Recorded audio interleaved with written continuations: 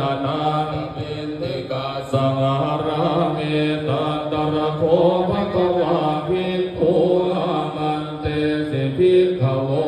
ปะทันเตติเตภิกขุภะคะวะโตปัจจโสสุภะคะวาเอตัทโวจะเมตตายาภิกขเวเจโตวิมุตติยาอาสิวิตายาภาวิตายาภุลีกตายายาติกตายาวัตถุกตายานุติตายาปริจิตายาสุสมันยะเอกาทัสสานิสังสาปาติกังขากัตเปเอกาทัสสะสุขังสุปฏิสุขัง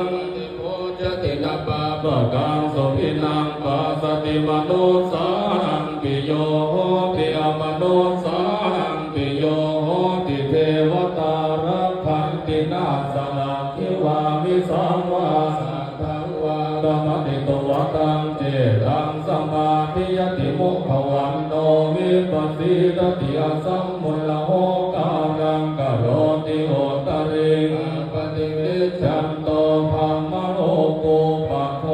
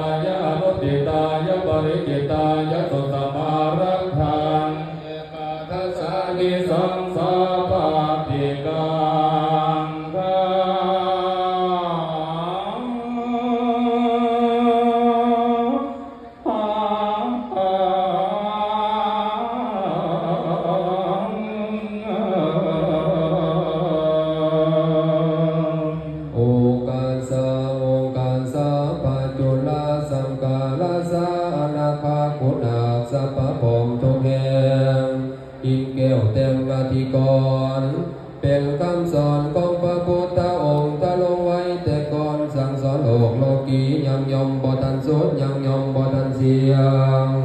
ยังยอมบ่ทันเพียงในพบคุณโกมาตั้งแต่ก่อนกับทางเพศปัญญาทองและคุณาก็หลายหลากคนที่บริสุทธิ์กับทางเทพบุตรกับทางเทพดากับทางปัญญาอินกับทางปัญ